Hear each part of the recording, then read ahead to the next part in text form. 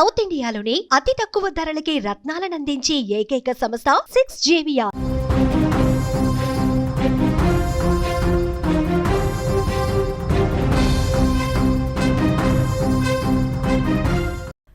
Ukraine drone దాడులకు Russia ప్రతీకారం తీర్చుకుంటుందా? అణుబాంబులతో యుక్రెయిన్ని అంతం చేస్తుందా? ఇప్పుడు సిచ్యువేషన్ అలాగే కనిపిస్తోంది. 4 ఏళ్లుగా కొనసాగుతున్న ఈ యుద్ధంలో ఖచ్చితంగా యుక్రెయిన్పై అణుబాంబులు వేసి తీర్తామని గతంలోనే రష్యా అధికారులు హెచ్చరించారు. తాజాగా డ్రోన్ దాడులతో ఆ హెచ్చరికలు మరింత బలపడ్డాయని ప్రపంచ దేశాలు అంచనా వేస్తున్నాయి. రష్యాలో వైమానిక శక్తిపైన యుక్రెయిన్ దాడి చేయటం, అది కూడా డ్రోన్లతో దాడి చేయడంతో రష్యా తీవ్రంగా రియాక్ట్ అవుతోంది. ఎట్టి పరిస్థితుల్లో యుక్రెయిన్పై ప్రతీకారం తీర్చుకుంటామని హెచ్చరిస్తోంది. ఇప్పటికే యుక్రెయిన్లో 1000 కిలోమీటర్ల దూరంలోకి 400 డ్రోన్లతో చొచ్చుకెళ్లి దాడి చేసింది. ఈ దాడిలో 12 మంది చనిపోతే 60 మందికి పైగా గాయాలయ్యాయి. అయితే ఈ దాడి సరిపోదని మరో దాడితో యుక్రెయిన్కు బుద్ధి చెబుతామంటోంది రష్యా. ఈసారి అణు పరీక్షలకు సిద్ధమైన రష్యా ఏ క్షణమైనా యుక్రెయిన్పై విరుచుకుపడొచ్చని తెలుస్తోంది. మరోవైపు ఇవాళ ఇస్తాంబుల్లో యుక్రెయిన్ రష్యా మధ్య శాంతి చర్చలు జరగాల్సింది. ఈ అన్ఎక్స్పెక్టెడ్ అటాక్తో ఈ చర్చలు సాగలేదని తెలుస్తోంది. ఇక ఇదే అంశంపై మా న్యూస్ ఎడిటర్ తిరుమల్ మరింత సమాచారాన్ని అందిస్తారు. తిరుమల్, యుక్రెయిన్పై రష్యా అణుదాడి చేసే అవకాశాలు ఉన్నాయని అనుకోవచ్చంటారా? దానికి మోడ్రన్ యుద్ధ వ్యూహాల్లో, ఆధునిక యుద్ధ వ్యూహాల్లో అతిపెద్ద దాడి అని చెప్పాలి ఉక్రెయిన్ చేసిన దాడి. రష్యా పైన చేసిన ఈ దాడిని ఉక్రెయిన్ ఈ దాడిని చాలా వ్యూహాత్మకంగా, అసలు రష్యాకి అంతు చిక్కకుండా సివిలియన్స్ ఏదైనా రెగ్యులర్ వస్తువులు పంపించే కంటైనర్లో డ్రోన్లను పంపించి అక్కడ ఒక 6000 కిలోమీటర్లు, అంటే ఉక్రెయిన్ బార్డర్కి రష్యా లోపల 6000 కిలోమీటర్ల లోపలికి వెళ్ళి దాడులు చేయడం నిజంగా మోడర్న్ యుద్ధ వ్యూహాల్లో ఇది అతిపెద్ద దాడి అని చెప్పాలి. 2023లో ఇజ్రాయెల్ లెబనాన్ పైన ఇటువంటి దాడి చేసింది. అక్కడ హిజ్బుల్లా ఏదైతే పేజర్లతో దాడి చేసింది, పేజర్లను పంపించి పేజర్లలో పేలుడు పదార్థాన్ని అమర్చి రిమోట్ కంట్రోల్తో ఆపరేట్ చేయడం వల్ల 1000 మందికి పైగా చనిపోయారు అక్కడ. అది అతిపెద్ద దాడి, ప్రపంచంలోనే ఒక మెరుపు దాడి అని చెప్పేసి గుర్తింపు ఉంది. ఆ తర్వాత అతిపెద్ద దాడి ఏంటంటే ఇదే. ఇవాళ ఉక్రెయిన్ దాదాపు 400కు పైగా డ్రోన్లని రష్యాలో ఉన్న 2 ఎయిర్ బేస్ల పైన పంపించి వాళ్ళ యుద్ధ విమానాలు 41 యుద్ధ విమానాలను లేపడేసింది. ఈ యుద్ధ విమానాల అంచనా రష్యా ఏం చెప్తుందంటే దాదాపు 30% బలాన్ని కోల్పోయారు. 30% యుద్ధ విమానాలు రష్యా దగ్గర ఉన్న వార్ ఫైటర్స్ ఏదైతే జెట్ ఫైటర్స్ అలా 30% కోల్పోయామని చెప్తుంది రష్యా. అయితే రష్యా ఈ ఇష్యూని చాలా సీరియస్గా తీసుకుంది. ఒకవైపు ఇస్తాంబుల్లో శాంతి చర్చలు 2వ దఫా జరగాల్సిన ఉంది, ఇవాళ శాంతి చర్చలు జరగాల్సి ఉంది. ఇటు చర్చలకు సిద్ధమవుతూనే అటు ఉక్రెయిన్ ఈ దాడికి పాల్పడ్డాన్ని రష్యా తట్టుకోలేకపోయింది. రష్యా కూడా రివర్స్ అటాక్ చేసింది. మళ్ళీ ఒక 400 డ్రోన్లతో ఉక్రెయిన్లో మళ్ళీ 1000 కిలోమీటర్ల లోపలికి వచ్చేసి రష్యా అటాక్ చేసింది. కానీ ప్రతీకారం తీరలేదు. ఖచ్చితంగా ఉక్రెయిన్ పైన అణుదాడి చేసి తీరుతామని కొందరు రష్యా అధికారులు కొద్దిసేపటి క్రితం ప్రకటించారు. ఇదంతా చూస్తుంటే పరిస్థితులు తీవ్రంగా కనిపిస్తున్నాయి. అయితే రష్యా మొదటి నుంచి ఒక విషయాన్ని చాలా స్పష్టంగా చెప్తోంది. ఉక్రెయిన్ వెనుక యూరప్ దేశాలు ఉన్నాయి, నాటో ఉంది. నాటో సరఫరా చేస్తుంది వీళ్ళకి కావలసిన ఈ పేలుడు పదార్థాలు కావచ్చు, యుద్ధ సామాగ్రి కావచ్చు. ఎందుకంటే ఉక్రెయిన్ చాలా చిన్న దేశం, రష్యా చాలా పెద్ద దేశం. 4 సంవత్సరాలుగా ఈ 2 దేశాల మధ్య యుద్ధం కొనసాగుతుంది. దాదాపు ఒక 7 లక్షల మందికి పైగా యుద్ధం వల్ల ప్రభావితులయ్యారు. 15,000 మంది పైగా చనిపోయారు ఇప్పటి వరకు. అయినప్పటికీ యుద్ధం ఆగట్లేదు. రష్యా వెనక్కి తగ్గట్లేదు, ఉక్రెయిన్ వెనక్కి తగ్గట్లేదు.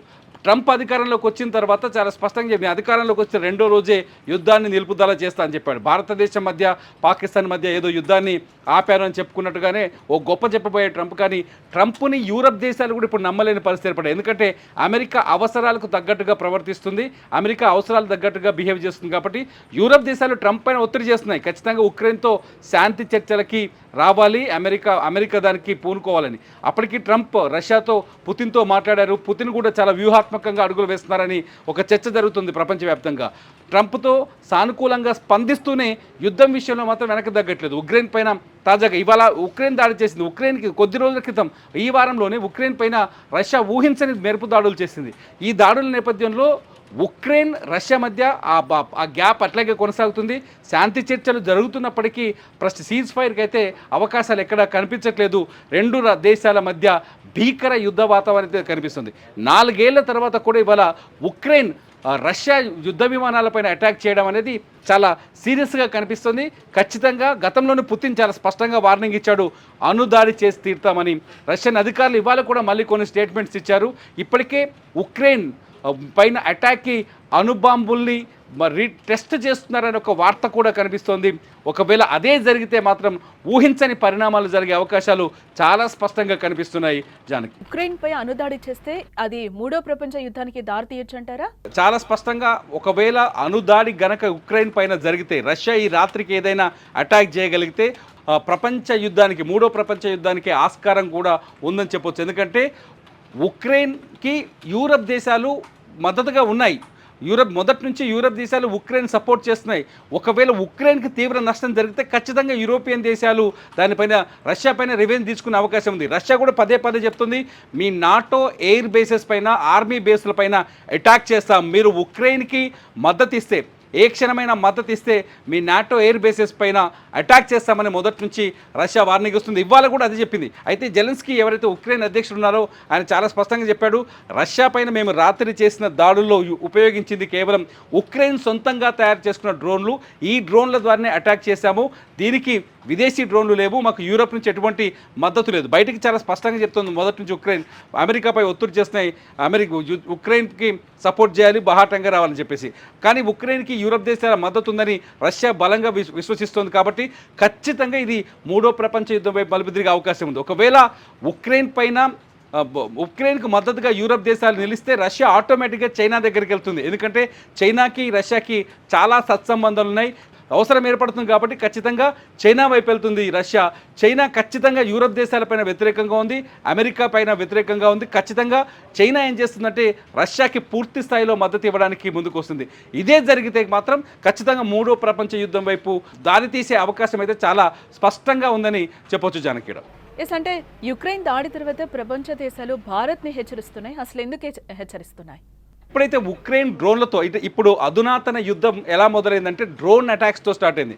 బ్రహ్మోస్ క్షిపణిని త్రూ డ్రోన్స్ ద్వారానే పాకిస్తాన్ పైన దాడి చేశాం.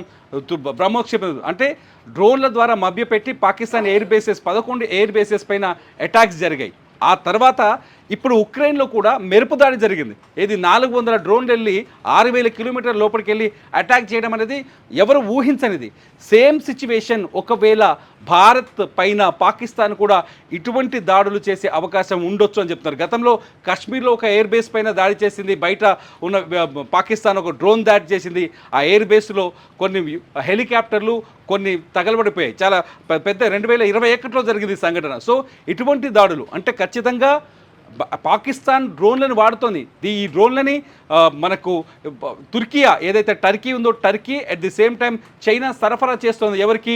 పాకిస్తాన్కి మద్దతుగా నిలబడుతుంది, యుద్ధ సామాగ్రిని ఇస్తుంది. ఇటువంటి అటాక్స్ కూడా అవకాశం ఉండొచ్చు ఇండియా పైన అని చెప్తున్నారు. ఇదంతా చూస్తుంటే ఖచ్చితంగా భారత్కి ఇది ఒక పెద్ద హెచ్చరిక అని చెప్పాలి. ఇండియా ఇటువంటి విషయాల్లో చాలా జాగ్రత్త. నిజానికి భారత్ దగ్గర రష్యా తయారు చేసిన S-400 ఉంది, భారత్ దగ్గర కొన్ని ఏదైతే యాంటీ డిఫెన్స్ సిస్టమ్స్ ఉన్నాయి, మొత్తానికి ఉన్నాయి. కానీ ఇవి ఎంతవరకు కాపాడుతాయి? గతంలో జరిగిన అనుభవాలు దృష్టిలో పెట్టుకొని ఉక్రెయిన్ ఇప్పుడు నిజాన్ని చెప్పాలంటే రష్యాకి ఉక్రెయిన్ మధ్య వార్ కొనసాగుతుంది.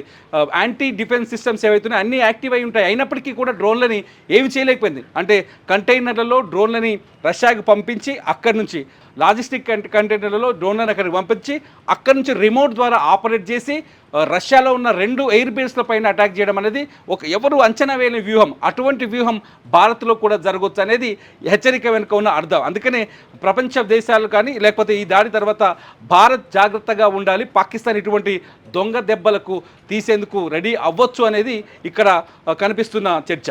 Right Tirumala, thanks for the update. Yes, మొత్తంగా మనం చూడొచ్చు యుక్రెయిన్ రష్యా మధ్య యుద్ధం ముదిరిందని చెప్పుకోవచ్చు.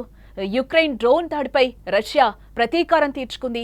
ఏ క్షణమైనా యుక్రెయిన్పై భారీ దాడి చేస్తామని కూడా గతంలో పుతిన్ చెప్పిన పరిస్థితి అయితే మనకు కనిపిస్తుంది. ఇప్పుడు అదే అనుమానాలు నిజమయ్యేలా కనిపిస్తున్నాయి. ప్రతీకారం తీర్చుకుంటామని రష్యా ప్రకటన కూడా చేసింది. అణుబాంబులు వేసే ఛాన్స్ ఉందనే చర్చ కూడా ఇప్పుడు మొదలైపోయింది. యుక్రెయిన్ని అంతం చేస్తామంటూ కూడా సవాళ్లు విసురుతోంది. యుద్ధం ఆపాలంటూ యూరప్ దేశాలు కూడా వినిపిస్తున్నాయి. ట్రంప్పై ఒత్తిడిని యూరప్ కంట్రీస్ పెంచినట్లుగా కూడా తెలుస్తోంది. ఎస్, నిజంగానే రష్యా ఎలాంటి నిర్ణయం తీసుకుంటుంది? సడన్ గా యుక్రెయిన్ స్తబ్దుగా ఉన్నది ఒక్కసారే రష్యా గడ్డ మీదకొచ్చి అటాక్ చేసిన పరిస్థితి కనిపిస్తుంది. దీంతో పుతిన్ ఎలాంటి నిర్ణయం తీసుకుంటారనేది కూడా చూడాల్సిన అంశం. మరిన్ని అప్డేట్స్ కోసం చూస్తూనే ఉండండి సుమన్ టీవీ.